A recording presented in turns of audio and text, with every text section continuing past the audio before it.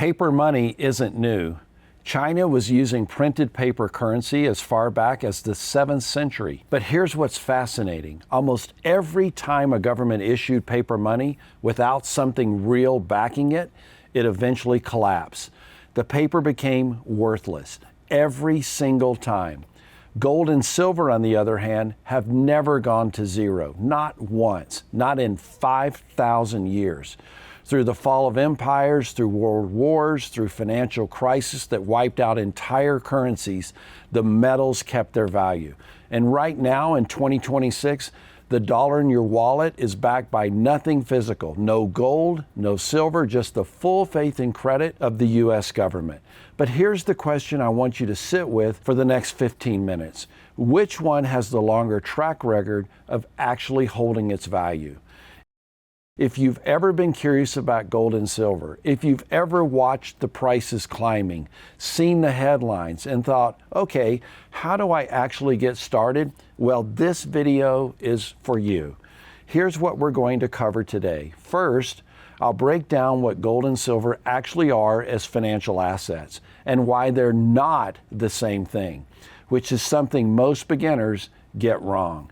Then I'm going to walk you through the different ways to actually buy them, which ones I'd recommend and the ones I'd honestly skip. After that, we're going to cover the stuff most beginner guides completely leave out: premiums, storage, and a few things that could genuinely save you money or headaches down the road. At the very end, I'm going to give you a real beginner's framework for how much to start with. That last section is honestly the thing I wish someone had handed me early on, so stick around for that. Now, a quick heads up before we dive in. Nothing in this video is financial advice. I'm a precious metals dealer, and I'm sharing what I know from living in this market every single day. So do your own homework. Consult a professional if you feel the need to do so. I'm Eric, and welcome to Summit Metals. If you're new here, hit the subscribe. It genuinely helps the content coming. Okay, so let me set the scene, because I think a lot of people come to gold and silver after feeling like something's off with the financial system, but they can't quite put their finger on it. Here's the simplest version I can give you. Most of us were never taught how money actually works, like genuinely. You learn algebra, you learn the water cycle, but nobody sits you down and explains what inflation does to your savings over, say, a 20-year period. Nobody walks you through what it means when a government can't just create more currency.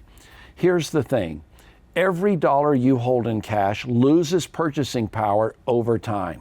That's how modern fiat currencies work, the ones not backed by anything physical. The government can print more dollars, but they can't print more gold. Guess what? No one can. And that is the core reason people have reached for gold and silver for thousands of years. Not because it's shiny, not because it's old-fashioned, because it's one of the few things on earth that can't be inflated away, can't be hacked, and doesn't depend on any government or any bank to hold its value. Now, am I saying go put everything you have into metals? Absolutely not. But if you've never owned any, there's a real gap in your financial foundation worth understanding. And the good news, getting started is a lot simpler than most people think. All right, let's start at the foundation. Gold and silver are what are called hard assets, physical things with real value that exist completely independently of any financial system. Unlike a stock, which is a claim on a company's future earnings, gold and silver just are what they are. They don't go to zero. They don't need a counterparty. They don't require you to trust anyone. And here's what gets me every time I think about it. Gold has been recognized as money by virtually every major civilization that has ever existed. Chinese dynasties, Roman emperors, medieval traders, American settlers. For 5,000 years, across cultures that never even met each other, gold was always the anchor. Even in eras where paper money existed, it was almost always backed by or redeemable for precious metals. Take away that backing and history shows you what happens next. That's the world's longest stress test, and gold keeps passing it. Now, the silver story is a little different, and this is where a lot of beginners get tripped up. Silver isn't just a cheaper version of gold, it's a fundamentally different asset. Gold is almost purely monetary. About 10% of gold demand comes from industrial applications. The other 90% is investment. Gold sits in the vaults. It stores wealth. That's its job. Silver, about half of silver demand is industrial. It's in your solar panels. It's in your electronics, your EV batteries, your water purification systems. This means silver's price is being pulled by two completely separate forces at the same time. Monetary demand, when people are worried about inflation, and industrial demand. It's a more complex asset. So, which one should you own? I'll say it now and we'll come back to it. And the answer is probably both, but for very different reasons with different expectations, because there are actually two completely different ways to own gold and silver, and they're not the same thing, not even close. The first way is physical. You buy an actual coin, an actual bar. You hold it. You take it home. This is what I'd call real ownership. No one can freeze your account. There's no counterparty risk. It's yours. The second way is paper, meaning you buy into a fund, like an ETF, that supposedly holds gold on your behalf. You don't get delivery, you own a claim. For the record, paper gold has legitimate uses. It's highly liquid, easy to trade, and fits inside your existing brokerage account without any logistical headaches. But there are real serious debates about whether a paper position actually protects you the way physical does in a genuine financial crisis. And if the reason you're buying metals is as a hedge against systematic risk, which is the main reason most people buy, then the physical version is where you want to start. So how do you actually buy physical metal? My honest recommendation, and I'm obviously a bit biased here, is to buy from a reputable dealer. That's what we do at Summit Metals. You shop online, everything ships insured and discreet, and if you'd rather not store it yourself, we can help you arrange vault storage as well. It's straightforward, it's transparent, and you know exactly what you're getting. Now, I do want to flag something because I see this go wrong constantly. There are a lot of Facebook groups, Instagram pages, and Reddit communities where people buy and sell metals peer-to-peer. And I understand the appeal. The prices can look very attractive, but this is exactly where counterfeits show up.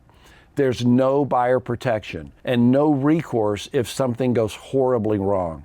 I've seen people get burned badly buying from these groups, and it's entirely avoidable. Please don't let a deal that looks too good to be true be your introduction to precious metals. I personally once found a deal on Instagram. I bought and paid for it. Guess what? Nothing ever came. It was a complete ripoff. So please be aware. Stick to licensed, verifiable dealers. Check their reviews. Make sure they have a real buyback policy. That's the foundation of buying smart. Now, here is what to actively avoid. Buying random coins or bars from unverified sources without knowing what you're getting. Stick to recognized products, things like American Eagles, Canadian Maple Leafs, and bars from established mints. And then the classic beginner question, should I buy coins or should I buy bars? Bars are cheaper per ounce, lower premiums because there is less minting complexity, but coins are more liquid. A well-known coin sells easily in any market, anywhere in the world. For your first purchase, start with coins. 1 ounce silver eagles are a great entry point. For gold, 1/10 or 1/4 ounce coins let you get into gold without the full sticker shock of a 1 ounce price. Here's the section most beginner guides skip. This is where people make the most avoidable mistakes. First things, premiums. When you buy physical gold or silver, you don't pay just the spot price, the raw market price of the metal you see quoted online. You pay spot plus a premium. That premium covers minting costs, dealer margin, distribution, insurance, and market conditions. On silver especially, premiums have been all over the place in recent years. You could easily pay 5 or even 10% above spot, depending on the product. Now, I know that sounds annoying, but here's how I'd think about it when you buy a silver coin at, say, $5 over spot. You need silver to rise $5 per ounce to break even. Long-term holders don't stress about this too much because they're not buying to flip it next month. But you should know the math going in so you're not then surprised. Second thing is storage. The question I get constantly, where do I actually put this stuff? We have a great video about home storage at the top of the screen. Now, your main options are at home in a quality safe, as I've mentioned, or in a bank safe deposit box, or with a professional vaulting service. Each has real trade-offs. At home gives you instant access and zero counterparty risk, but you carry the full responsibility of security. A bank safe deposit box is more physically secure than most people's homes, but there are two catches. You lose access outside of banking hours, and the contents are not insured by the FDIC. A lot of people don't know that second part, and it is a real gap. Professional vaulting services are another option. Your metals are in a dedicated, insured, audited vault, cost a small storage fee, but give you institutional grade security with full transparency. The third thing to think about are taxes. In the U.S., precious metals are classified as collectibles for capital gains purposes. Long-term gains are taxed at up to 28%, higher than the standard long-term rate that applies to most stocks. It's not a reason to avoid metals, it's a reason to understand your exit strategy before you get in. All right, the part you've probably been waiting for. How much should you actually start with?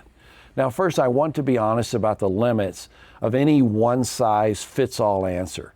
What makes sense for you depends on your income, your existing savings, your debts, and your other investments. Metals aren't a get-rich-quick play. They're a store of value. Think of them more like insurance than like a growth stock.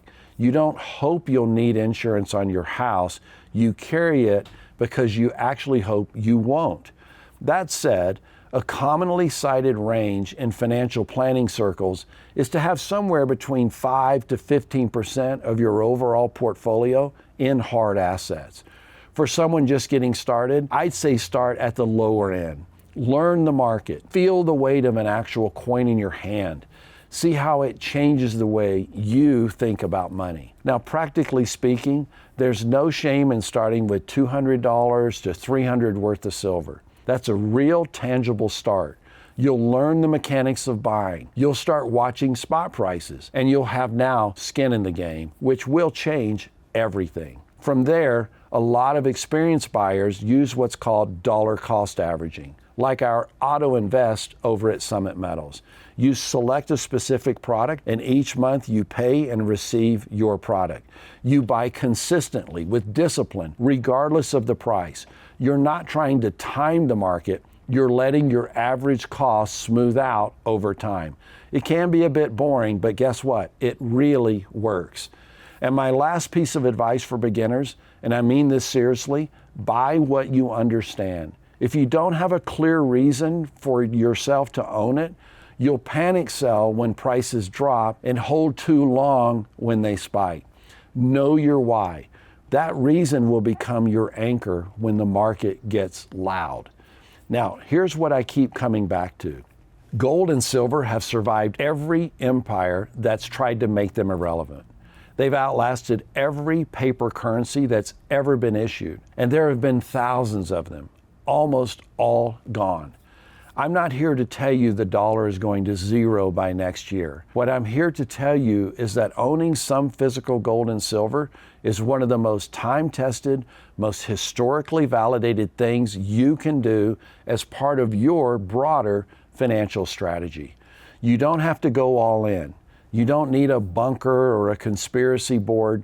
You need to start understanding what these assets are, why they've mattered across thousands of years of human history, and how they can fit into the bigger picture of protecting what you've built and what you're now building. That's what our channel is here for, to cut through the noise, give you real dealer perspective, and help you make decisions based on knowledge, not fear, not hype, not someone trying to sell you something. Before I let you go, if you want to go deeper on any of this, I put together a free PDF companion guide to this video. It's linked in the description. It covers the key concepts, has a simple checklist for your first purchase, and breaks down some of the terminology in plain English. Grab it. It's completely free. It's 10 pages and it's stock full of information I promise you can use as you decide to invest in precious metals. Now, please leave us a comment below. Have you already started stacking, or is this the first time you're seriously thinking about it?